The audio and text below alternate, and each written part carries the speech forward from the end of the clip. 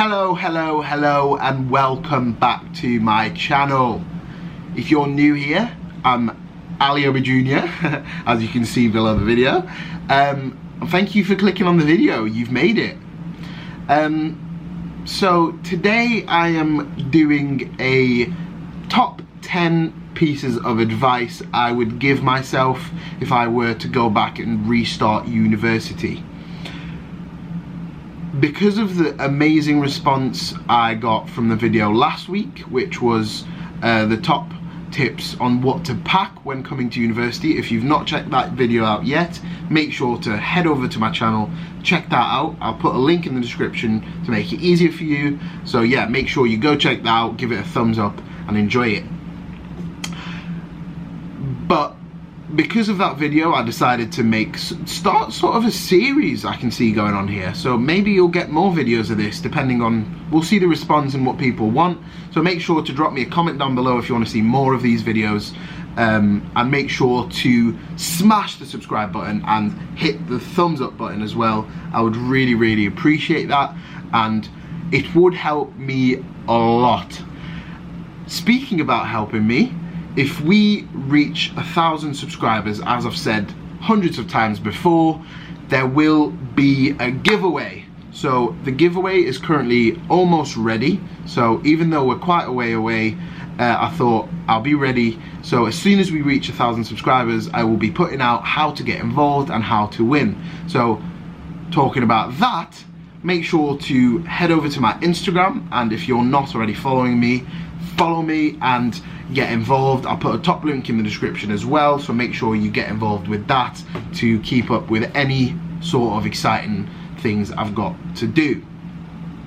So yeah, without further ado, let's get into the video and let's get some top tips out.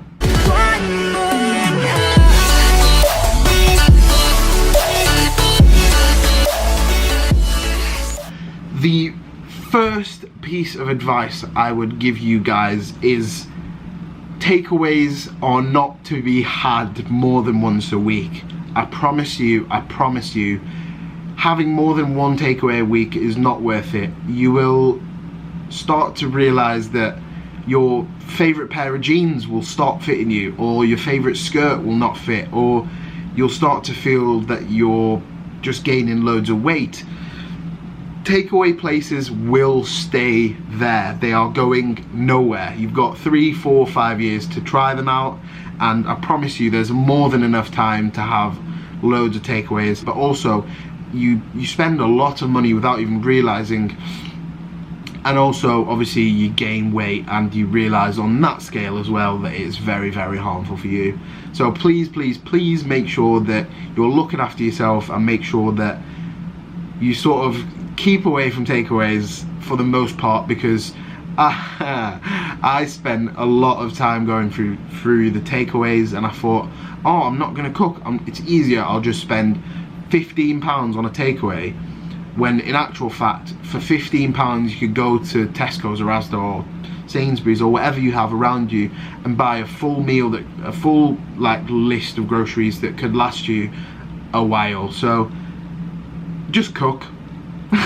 So tip number 2 that I'm going to give you guys is friends you make in Freshers Week. Even though you might think at the time these are my friends forever, and you sort of stop meeting people, you will start to realize that maybe yes they are your friends, but maybe you're not meant to be the best friends and your only friends. So make sure you go out and meet people, make friends all around the uni, even in places you never thought you'd be in, different societies you never thought you'd try out. Just go out and make friends, and at one point you'll realize, oh, the people I met in Freshers Week are still acquaintances, but they weren't the people that were meant to be my best friends or my sort of inner circle. And when you look back on it, you'll think, thank God I actually put myself out there. So yeah, make sure you make the most out of it, make friends wherever you go, especially in the first term, because everyone's in the same boat as you. Sorry, if I can speak English I'll come back. Tip number 3. So this is sort of a very important one that I really like to stress on. Make sure, so I sort of fell into this trap because of how extroverted of a person I am, I was always like, I want to be with people, I want to be around people, I want to do things, to the extent that, not even for the first term, but for the first sort of year and a half of my uni experience, I was always thinking, oh, I want to go out and do this. I never really spent time in my room on my own, or went for a walk on my own, or did stuff that sort of took me away from the group situations and gave me a time to think about myself. And realizing that sort of really did help me grow as a person, and also grow throughout my uni experience. So what I can say is, it is okay to have time on your own. So tip number 4. This is a really important one, because I think a lot of people sort of sweep this one under the rug just because they're sort of 17, 18 years old, and they think, oh, I've got so much time in my life to do that, so I'll just focus on the uni experience. But in actual fact, this is part of your uni experience. So I can't stress enough on the fact that you should go and do things in the city you're in. So most people, and more often than not, you're moving away from the city that you're sort of raised in, or born in, or lived in for your entire life, or most of your life. So for example, if you're from sort of London and you've moved to Lancaster Uni, go out and explore Lancaster, go to the castle, sort of explore the riverside, walk down the riverside, go to different bars, different pubs, visit the other side of what is beyond campus. Just go out and do stuff and explore where you are, because this is a trap that I fell into that I really regret, and that I only came to realise within the final sort of 7 or 8 months of being at Lancaster. Right, so piece of advice number 5 or 6, I don't remember, but enjoy, is you will spend so much money at university, especially in your first sort of term, especially if you're relying, oh, I've got an overdraft, blah blah blah. It is honestly the worst hole to fall into. Biggest piece of advice, because I've been burnt by this so many times, is thank you very much to my parents, because I know they're watching this. They've supported me so much throughout the uni experience, especially on the monetary side, but it is sort of very easy to fall into a hole if you're spending money without actually like tracking your spending and thinking about what you spend. So in my foundation year and first year, I used to just spend money and not really think that there's an alternative that could be exactly the same, that's cheaper. So I'd really recommend just having, like, even just on your phone, just open notes and just pop in every time you spend something, just pop it in there, and it makes your life so much easier, because you could just open in there and just think, okay, this week I've went a little bit over budget, next week I'm going to spend a little bit less, and then it helps you sort of keep on top of what you're spending, and keeping, even though I've never done this to this day, and I'm saying this, holding my hands up to it, put a budget for yourself, set a certain amount of money that you will be spending every week, and keep track of it, and if you go a little bit over, take away from the next week, and so on and so forth. And you're in enough debt, so why do you want to make it bigger, really? So, yeah, make sure you check that out, because it is horrific if you don't. Right, so this is piece of advice number whatever. I'll put a number up somewhere that says what number this is. But this piece of advice is quite important, especially this year round. Don't be tempted to write down everything from lectures.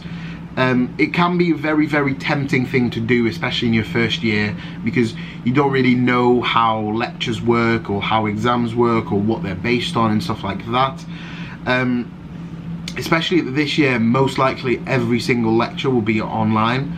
At Surrey, it's sort of 50-50 or 60-40 online, so it sort of makes your life a bit easier. But this year's especially, it's kind of all online, so you can go back and visit these lectures again. So don't be tempted to just write notes and notes and notes, because part of the lecture is to learn something as well, and if you're just writing everything down, you're not really actually taking anything in. And as you go along through university, you'll learn sort of note-taking skills, which will make your skills taking notes from lectures a lot better, and you'll be a lot more efficient at just putting a very, very precise piece of information down from a slide or 2 slides. Right, so the next piece of advice, again, I've lost track of what number I came to, but I'll make sure to keep track of them somewhere up here. But the next piece of advice is sort of broken down into 2 sections. So the first section is make relationships, sort of professional relationships. I don't want to get done for that. But make sort of professional relationships with your seminar tutors, with your academic advisors, with your lecturers. Make your presence known, and don't take this in the wrong way, and don't think, oh, Ali said let's go up and shout in the middle of a lecture. No, what I mean is make yourself known by asking questions in seminars, opening a conversation in a seminar, stating your point of view on the sort of debate that's going on in the seminar. And then even if you're wrong or not, the seminar tutor could sort of build on your point. You could have a discussion about the point. If your point is incorrect, the seminar tutor could correct you or give you the right way to think about it, or maybe can refer you to further reading that could possibly develop your point more. So it could be really, really helpful. And then building on that second point is sort of doing that is gonna be so beneficial for you when you need help in something or need favors from lecturers or seminar tutors. When you're sort of that good student that kind of gets involved, participates, and doesn't just sit back in silence and wait for the sort of the hour or 50 minutes to go past, the lecturers or seminar tutors do realise it. Even though you think, oh, they've got so many students, they're not going to realise, they do clock people that are actually there for a purpose and not just there because their parents sort of thought it was a normal transitions from school to uni. So I would say make the most out of being there, and getting a lecturer sort of friendship is so beneficial, because they could help you when you miss something. They could sort of give you a 5-10 minute sort of overview if you go into their office in their office hours, and they could help you understand something you've missed.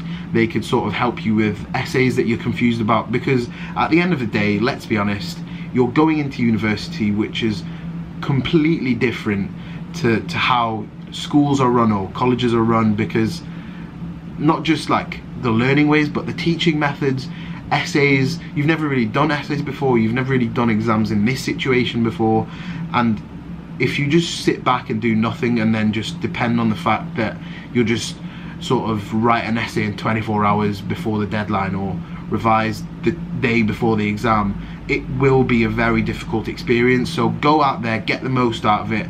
At the end of the day, I used to sit in lectures or seminars and think, Ali, you're here paying however much you're paying, get the most out of it and do what you're here to do. You're here to learn, so learn, and then once you're done with learning, you'll be able to kind of enjoy it, go out, do whatever you want.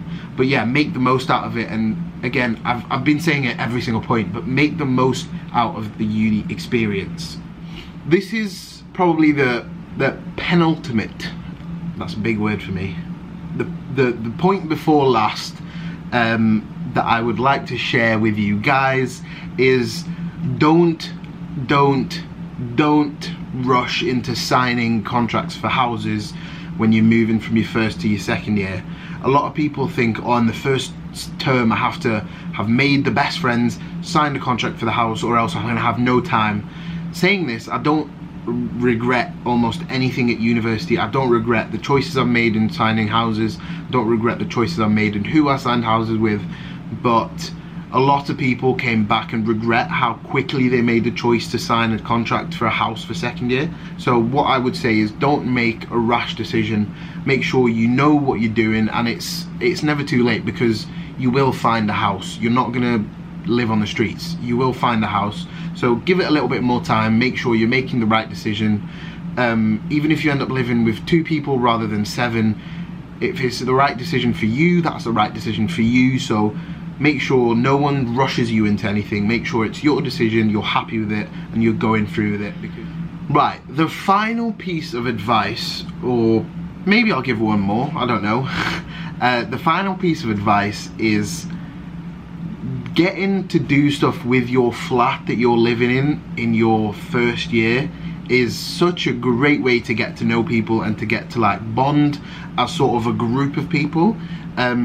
So for example, in my first year, we really like to get together and have like sort of every now and again we'd have a meal when we're all sat in the kitchen, cooking at the same time, eating at the same time, having some tunes going in the background, and then we'd finish food and have a few drinks, have a few games, and just enjoy like a sort of chilled sesh on our own in our kitchen, just us as a group of a flat, just bonding together, chilling together, because that is a way to grow with people at university. And if you just ignore your flat and go out with people that you've made outside your flat, obviously making friends outside your house or your flat is amazing and I would recommend it 100%, but your flatmates you are living with for a year, even if you don't necessarily think they're your best friends, getting on with your housemates and sort of bonding with them and growing to understand who they are and why you don't get on with them could be a very big point. Because sometimes at first you think, oh, this person is not going to be my friend, but then bonding with someone in a way of having meals with them or cooking with them or just chilling around and just chatting randomly with them, you could think, oh, hold on, this person I actually get on with and we could be friends now. So just bond with your flat, because at the end of the day they're your closest sort of point of contact, because at 3 in the morning, if you're in your flat, you could walk out of the flat, out of your room, go into the kitchen, and someone's sat there. You could have a conversation, and it could. Some of the best conversations I've had at uni are the ones that I've had at 3 AM with my flatmates or housemates. So bond with your flatmates. Nothing is worse than living with a group of 5, 6, 7, 8, 12, and not getting along with them. It can really be difficult to deal with. So get along with your flatmates, even if you don't necessarily think they're the best people in the world. Get on with them, make friends, and it's a year, make the most out of it, do you know what I mean? So just enjoy it. So yeah, if you've watched the entire video and you've enjoyed it, thank you very much. And as a thank you, if you could please drop the video a like and make sure you smash that subscribe button. Smash it out of the park. It could help me very much, and it will also help you guys in getting your giveaway that is promised.